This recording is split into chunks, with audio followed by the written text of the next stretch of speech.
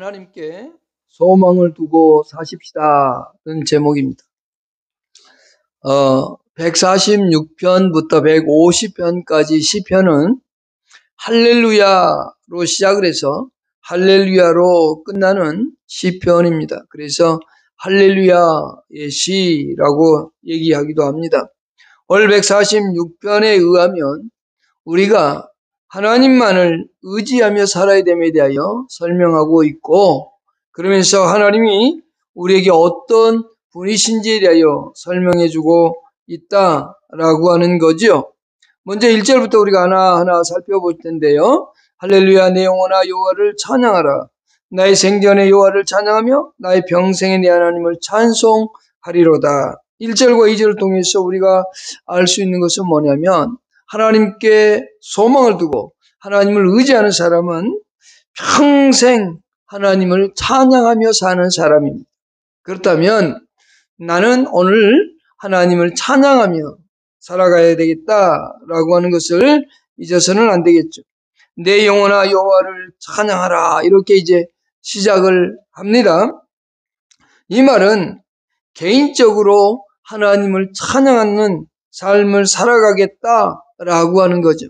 우리가 찬양을 할 때 교회 안에서만 이렇게 예배 드릴 때 찬양하는 것이 아니라 삶을 살아가는 모든 삶 속에서 하나님을 찬양하는 거지요. 그 찬양한다라는 말, 여기 할렐루야, 또 끝날 때 할렐루야 이렇게 시작하는데, 이 할렐루야라는 말이 하나님을 찬양하라 이런 뜻입니다. 여기서 찬양한다 이 말은 노래하는 것만을 얘기하지 않습니다.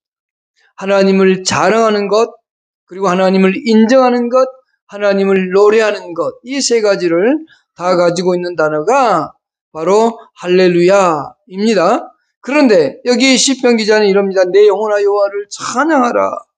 내가 살아가는 삶의 모습 속에서 오늘 예배 시간에만 하나님께 찬양하는 것이 아니라 살아가는 삶의 현장 속에서 아침에 눈을 뜨고 또 아침을 살아가면서 무슨 일을 하든지 즐겁고 기쁜 마음으로 하나님을 찬양하면서 하나님을 때로는 자랑하기도 하고 때로는 하나님의 주권을 인정하기도 하고 그러면서 하나님께 노래로 영광을 드리기도 하는 그런 삶의 모습을 오늘 우리에게 보여주는데, 이것이 어느 날 기분 좋을 때만 하는 것이 아니라 2절에 보면 이렇게 말했죠. 나의 생전에 여호와를 찬양하며 나의 평생에 내 하나님을 찬양하리로다, 찬송하리로다, 이렇게 되어 있단 말입니다. 나의 생전에, 나의 평생에, 그러니까 어떤 기쁠 때, 즐거울 때만 하는 것이 아니라 내 존재가, 내가 이 땅을 살아가는 모든 동안에 하나님을 찬양하겠습니다. 그 고백입니다. 내 평생에 하나님을 찬송한다. 그 말은 내가 살아있는 모든 시간 속에서 그 하나님을 찬양하겠다라고 하는 건데요. 그러면서 여기에 내 평생에 라는 말과 내 생전에 라는 이 말 속에는 무슨 뜻이 있냐면, 한 번만이 아니라 내 생에 살아가는 모든 날 동안이지만 입술로만 아니라 그 말도 포함되어 있습니다. 내가 입술로만 또는 말로만 하나님 찬양합니다, 이렇게 말로만 하는 것이 아니라 내 지, 정, 의가 함께 동반되어서 오직 전인격적으로 하나님을 찬양하고 하나님을 자랑하며 살아가는 것을 말씀하고 있죠. 하나님은 우리의 어떤 외형을 보지 않습니다. 하나님은 언제나 우리의 중심을 보시는 하나님이십니다. 그렇기 때문에 내가 설령 노래를 잘 못해도, 내가 박자를 좀 잘 못 맞추고, 내가 음치일지라도 하나님 앞에 정성을 다하고 믿음을 다해 하나님을 노래하고 하나님을 자랑하고 하나님을 인정하는 그 삶의 모습은 하나님의 우리를 보신다는 겁니다.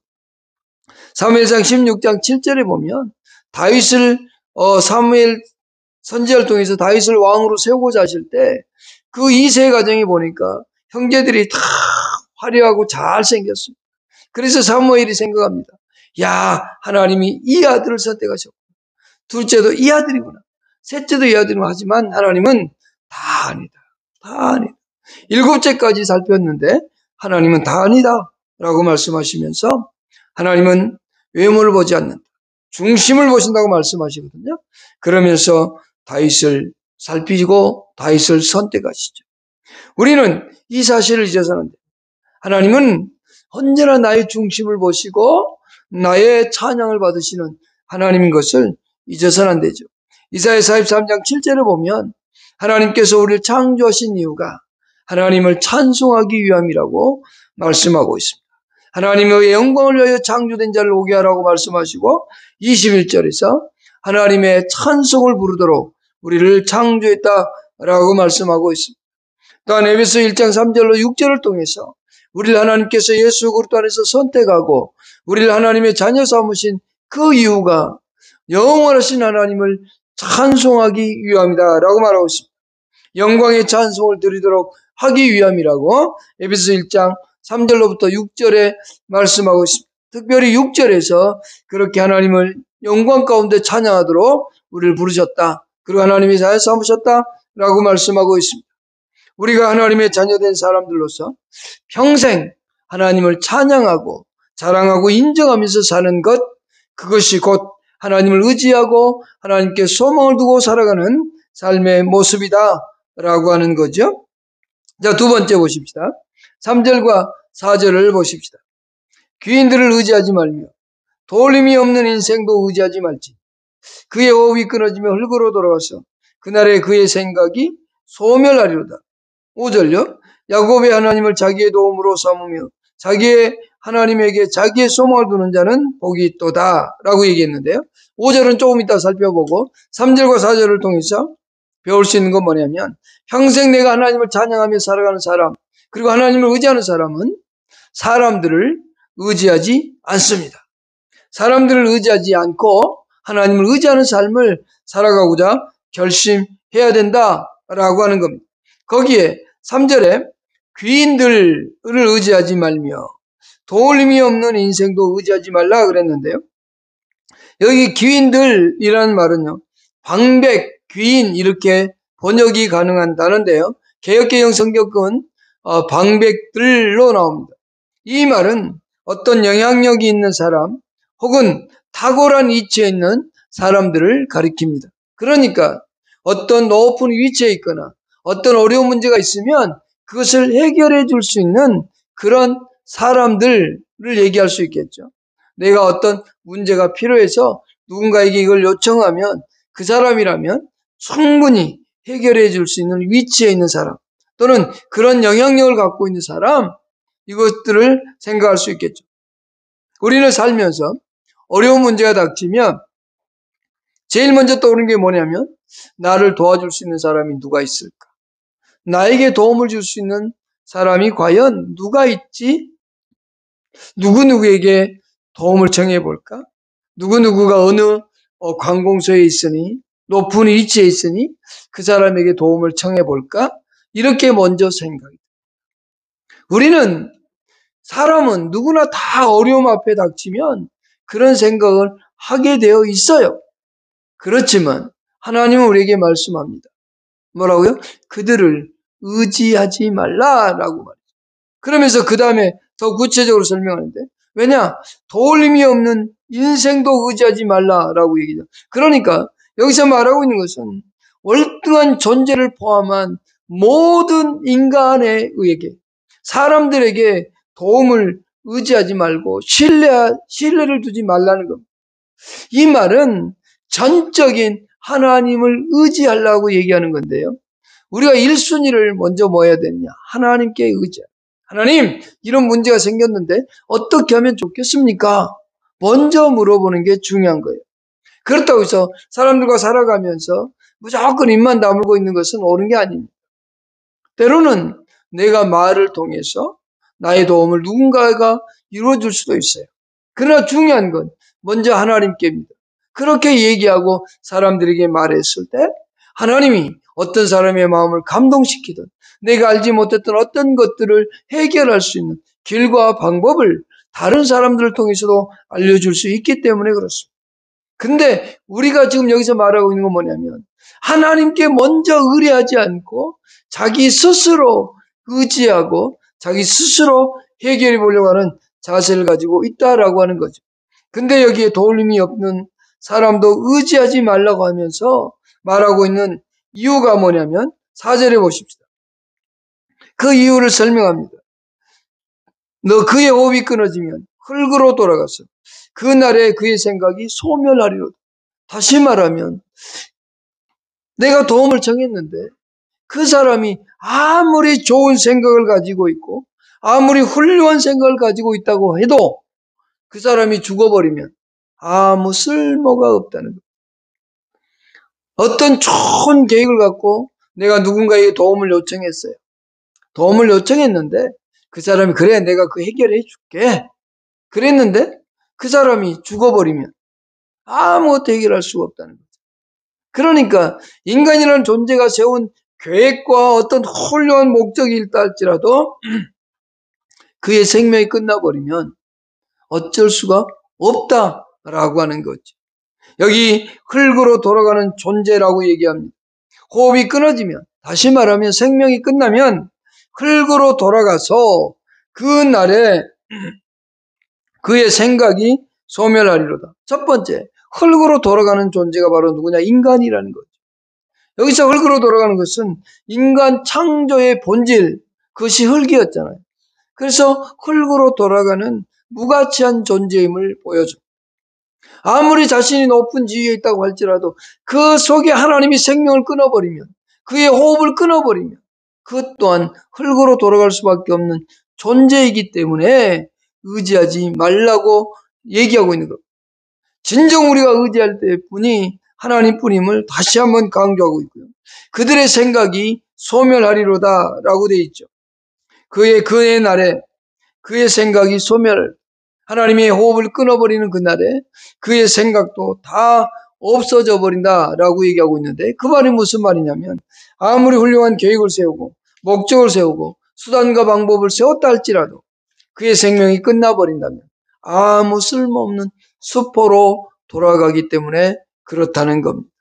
다시 말하면 인간의 생과 사는 하나님의 주권에 있기 때문에 그 사람들을 의지한다라고 하는 것은 곧 미련한 것이다 라고 할 수 있다는 겁니다. 우리 인간이 살아가면서 우리 사람들이 살아가면서 수많은 사람들을 의지하지 않을 수는 없어요. 교제하지 않을 수는 없어요. 그러나 교제하는 것과 의지하는 것은 다릅니다. 나에게 도움을 요청해서 조금 도와달라고 할 수는 있어요. 그러나 그것을 이루시는 분, 그분의 마음을 감동시키고 그 사람을 통해서 역사하는 분이 누구냐? 하나님이라는 사실을 언제나 잊지 말라고 얘기하고 있는 겁니다. 구체적으로 뒤에 가서 왜 하나님만을 소망을 둬야 되는지 장구하게 설명을 합니다. 우리는 먼저 사람들을 의지하기보다는 하나님을 의지하리라. 나는 평생 하나님을 자랑하고 찬양하며 하나님을 인정하며 살아가되 그 하나님만을 의지하며 그 하나님께 도움을 구하리다. 이런 결심이 여러분 속에 있어야 됩니다. 왜요? 그분이 우리의 아버지니까. 우리가 예수 그리스도로 말미암아서 그 예수 그리스도 안에서 하나님의 자녀가 되었고 하나님 나라에 상속받을 수 있는 존재가 되었기 때문에 그리고 우리는 하나님과 교제할 수 있는 사람이 되었기 때문에 가능합니다. 또한 야고보서를 통해서 우리에게 말씀하셨듯이 살아가면서 우리가 어떤 문제를 해결할 능력이 없거나 지혜가 없을 때 지혜를 구하라. 그리하면 하나님께서 다 갚으시고 알게 해주시고 채우신다고 말씀하고 있기 때문에 그렇다는 겁니다. 후히 주시고 꾸짖지 아니하신다고 말씀하고 있다라고 하는 사실입니다. 야고보 1장에서 그렇게 말씀하고 있습니다. 여러분, 여러분들이 진정 이 세상을 살아가면서 복된 자로 행복한 자로 사는 방식은 하나님의 도우심을 구하는 겁니다. 하나님의 지혜를 구하는 겁니다. 하나님의 능력을 구하고 하나님과 함께 살아가는 존재인 겁니다. 우리는 이 세상을 살아갈 때 비록 내가 가진 것이 없고 내가 남보다 아는 것이 없다 할지라도 그럼에도 불구하고 우리는 무엇이 우리에게 자원이냐면 우리에겐 하나님이 계시다는 사실. 우리의 모든 것을 해결하고 모든 것을 이루고 모든 것을 주시는 그 하나님이 나의 하나님이시다라고 하는 사실을 절대 잊지 않기를 축복합니다. 자, 세 번째 보십시다. 5절입니다. 야곱의 하나님을 자기 도움으로 삼으며 여호와 자기 하나님에게 자기의 소망을 두는 자가 복이 있다. 야곱의 하나님으로 나의 도움을 삼고 살아가십시오. 하나님을 나의 하나님으로 그렇게 섬기며 살아가십시오. 여기 야곱의 하나님이라는 표현을 썼는데요. 여기 야곱의 하나님 10절에 가면 시온아 여호와는 영원히 다스리시고 라는 표현을 썼습니다. 야곱의 하나님은 가끔은 시온에 임재하시는 하나님으로서 하나님의 백성들을 보호하시고 돌보시는 그러한 모습으로 종종 성경은 묘사되고 있는 겁니다. 또한 여기 야곱의라는 표현은 오직 하나님을 찬양하고 높이는 이스라엘 백성들을 가리키는 말이기도 합니다. 그러면 결국 이 말은 뭐냐면 이스라엘 백성들은 하나님을 의지하고 살아야 되는 것이 그들의 숙명이요 사명이듯이 오늘 우리 또한 하나님을 경외하고 섬기는 하나님의 자녀된 자로서 하나님을 영원롭게 하고 하나님의 뜻 안에서 하나님을 기뻐하는 삶의 모습으로 살아가는 것, 그것은 우리에게 절대적으로 필요하다는 사실입니다. 우리가 이 세상을 살아가는 데 있어서 수없이 많은 난관을 만나게 될 겁니다. 어려움을 만나고 고난을 만나고 어떤 환난들을 만나며 살아갈 겁니다. 그러나 그럴 때마다 누구를 의지하냐? 하나님만을 바라보고 하나님을 의지하며 살고자 하고 그 하나님께 소망을 두는 사람이 진정 복이 있다는 사실입니다. 왜요? 왜 그럴까요? 보이지 않는 하나님이지만 그 하나님께 소망을 두는 사람은 하나님께서 모든 것을 역사해 가고 있기 때문에 우리의 인생을 주관하고 다스리는 분이 하나님이시거든. 내가 아무리 좋은 계획을 세우고 내가 아무리 훌륭한 계획을 세웠다 할지라도 하나님의 계획보다는 하나님의 생각보다는 하나님께서 이루고자 하시는 의도보다는 훨씬 몸이죠.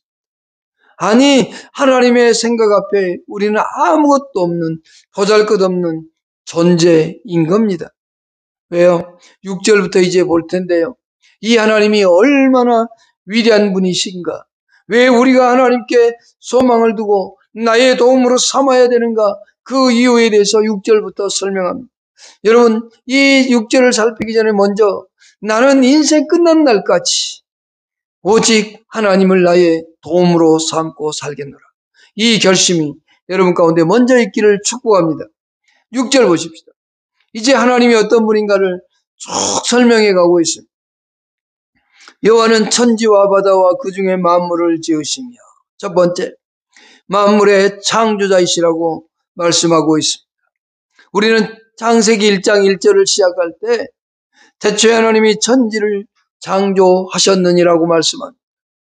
성경의 역사는 하나님의 이야기와 사람의 이야기 두 가지입니다. 다른 것에 대한 이야기가 아닙니다.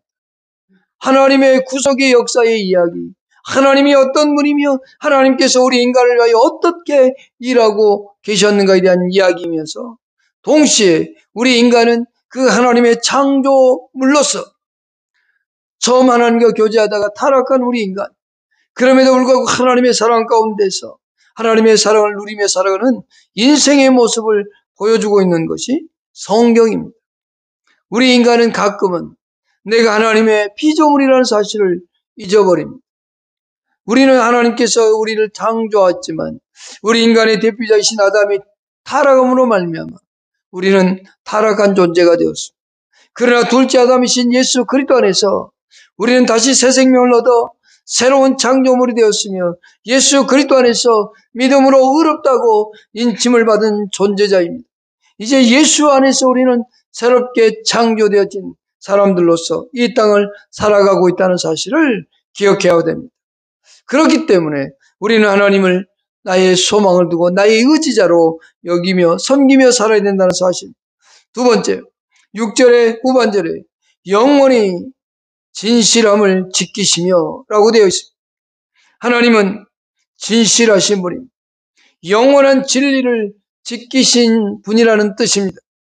변함없는 하나님의 진리를 계속적으로 지켜오시는 하나님. 이 말씀은 영원히 진실함을 지킨다는 이 표현은 시편의 모든 중심 사상이기도 합니다. 하나님의 가지고 있는 속성 가운데 한 속성이 불변의 속성입니다. 변하지 않는 하나님의 사랑의 속성이 있는 것. 하나님은 절대로 변하지 않으십니다. 하나님께서 우리 인간을 향한 사랑, 신실하심, 그것은 영원한 겁니다. 하나님이 말씀하신 그 진리의 말씀들은 영원히 하나님께서 지키시며 이루시는 하나님이라는 사실을 우리들은 기억해야만 됩니다. 하나님은 우리를 사랑하시고 우리에게 약속하신 하나님의 말씀을 반드시 이루시는 신실하신 하나님이시다는 사실을 설명하고 있습니다. 그렇기 때문에 우리는 이 신실함 때문에 하나님의 사랑 안에서 평생 살아가고 있는 존재, 그렇기 때문에 더욱더 하나님을 의지하며 섬기는 사람이 되어야 된다는 사실을 잊어서는 안 된다라고 하는 겁니다. 자, 세 번째, 7절 보십시다. 억눌린 사람들을 위해 정의로 심판하시는 하나님이시라는 겁니다. 사람들은 뇌물을 받고 또는 어떤 여러 가지의 환경에 의해서 그 재판을 다르게 할 수도 있습니다. 특히 타락한 제사장들 구약에 보면 자기에게 이익이 되면 좋은 쪽으로 판결하고 아무것도 주지 않으면 칼을 위에 물고 전쟁하는 제사장들의 모습, 선지자들의 모습 하도 없이 수없이 봅니다. 여러분, 그러나 하나님은 그렇지 않습니다. 언제나 정의롭게 공의롭게 심판하시는 하나님이시라고 말씀합니다. 10절에서 여호와는 영원히 다스리시고 내 하나님은 대대로 통치하신다고 얘기할 때 그는 누구에게 뇌물을 받지도 않습니다. 공정하게 정의롭게 판결하시는 하나님이시라는 거죠. 그렇기 때문에 우리가 세상에서 억울한 일이 있을 때 하나님 앞에 가지고 나와서 하나님이여, 나는 세상 가운데 이렇게 억울한 일을 당했어. 사람들은 나를 이렇게 억울하게 합니다. 그러나 하나님은 정의로 심판하시는 하나님임을 내가 믿고 하나님께 의뢰하오니 하나님께서 판결해 주옵소서, 이렇게 기도할 수 있어야 됩니다. 세상은 불공평할 수 있습니다. 세상의 재판은 뇌물에 의해서 또는 친인척 관계에 의해서, 학력에 의해서 또는 학교에 관계되어서 판결이 오락가락할 수도 있어요. 그러나 절대로 하나님은 정의로 심판하시는 정의로우신 하나님이심을 잊지 않기를 축복합니다. 자, 7절의 중간에 보십시다. 줄인 자들에게 먹을 것을 주시는 하나님이시라고 말씀합니다. 줄인 자들에게 먹을 것을 주시는 하나님. 시편 147편 9절에 보면 먹을 것이 없어 울고 있는 까마귀 새끼들에게도 하나님은 그것들을 먹이시며 기르시는 하나님이라고 말씀하셨습니다. 하물며 하나님은 오늘 우리 인간들을 사랑하시는 하나님이 줄인 자들에게 먹을 것을 주시지 않겠습니까? 이스라엘 백성들이 광야에서 먹을 것이 없을 때 만나와 메추라기로 그들을 먹이셨던 하나님, 그들의 삶 가운데 언제나 함께 하셔서 그들을 구속하시고 다스리시며 인도하셨던 하나님을 우리는 기억합니다. 또한 7절 마지막에 갇힌 자들에게 자유를 주시는도다라고 얘기합니다. 힘들고 억압 가운데 살아가는 사람들, 그들에게 자유함을 주시는 하나님의 모습을 봅니다. 8절 보십시다. 여호와께서 맹인들의 눈을 여시며 앞을 못 보는 사람들의 눈을 여시는 하나님의 모습, 특히 예수 그리스도께서 공생의 사역 가운데에 이 소경의 맹인들의 눈을 고치시던 모습들을 신약 성경에서 많이 볼 수 있습니다. 눈을 고쳐달라고 할 때 고치시고 또 다른 아픔을 가진 사람들에게도 고치주셨던 치유의 하나님이셨던 것을 우리는 사랑하고 알고 있습니다. 하나님께서 맹인들의 눈을 여시는 것뿐만 아니라 비굴한 자들을 일으키신다고 말씀해주고 있습니다. 여기 비굴한 자들이라고 하는 것은 근심과 고통 또한 계명 등으로 인하여 억눌려 있는 마음을 가진 사람들을 얘기합니다. 그들의 마음이 눌리고 구부러져서 힘들어하고 살아가는 사람, 내가 살아가는 삶의 근심거리들, 내가 살아가는 삶 속에서 수많은 고통의 시간들, 나에게 주어진 하나님의 말씀대로 살아야 되는데 그 말씀이 너무 무겁고 힘들어 견디기 어려울 때, 그래서 힘들어하는 그들에게 하나님은 그들을 일으켜 세우신다라고 라고 말씀해 주고 있는 겁니다. 그러면서 그들을 일으켜 세울 뿐만 아니라 또한 의인들을 사랑하시는 하나님이라고 얘기합니다. 여기 의인들은 완전한 신앙인을 가리키는 게 아닙니다. 여기서 말하는 의인이라고 하는 것은 율법에 순종하려고 애쓰는 사람들, 다시 말하면 진리대로 살아보고자 하고 하나님의 말씀대로 살아보려고 하는 그 사람들에게 하나님은 늘 관심이 있고 그들을 돌보시는 하나님임을 말씀해주고 있다라고 하는 겁니다. 그리고 9절 마지막에 고아와 가부를 붙드시고 라고 되어 있습니다. 그 앞에 나그네들을 보호하시며 고아와 가부들을 붙드시고 라고 되어 있습니다. 다시 말하면 힘들고 어렵게 살아가는 사람들, 고통 가운데 살아가는 사람들을 언제나 도우시는 하나님이라는 겁니다. 예수 그리스도께서 이 땅에 오셨을 때 가난한 자의 친구들이었고 소외된 자들의 친구였으며 그들의 위로자가 되었던 것을 우리는 기억합니다. 우리는 힘들 때 또는 어려울 때 사람들에게 도움을 청하는 것보다는 이 말씀 의지하여 하나님이여 나를 도와주옵소서. 시편 146편의 말씀처럼 내가 하나님의 말씀을 의지하오니 하나님 나를 붙드시고 도와달라고 할 때 하나님은 여러분들을 멀리하지 않습니다. 또한 여러분들을 괴롭히는 악인들의 길은 굳게 하시는도다라고 얘기합니다. 악인들의 삶을 하나님은 그대로 방치하지 않습니다. 악인들의 삶을 그대로 내버려 두고 그들을 방치하고 내버려 두지 않습니다. 그들을 멸망의 길로 멸망으로 하나님 선포하시는 그들의 삶을 그저 바라보시고 축복하시는 것이 아니라 그들의 삶을 간섭하시고 때로는 멸망케 하시고 힘들게 하시는 하나님의 모습을 봅니다. 시편 1편의 말씀처럼 악인은 결국 멸망할 수밖에 없음을 우리는 기억해야 됩니다. 무릇 의인들의 길은 여호와께서 인정하시나 악인들의 길은 망하리로다 라고 하는 말씀과 같은 겁니다. 무엇보다도 이제 10절을 보십시다.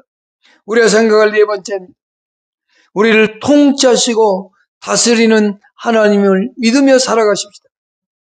시온아 여호와는 영원히 다스리시고 내 하나님은 대대로 통치하시로다라고 말했습니다. 고대 왕들의 직무 가운데 중요한 직무는 바로 정의의 실현과 안녕 유지였습니다.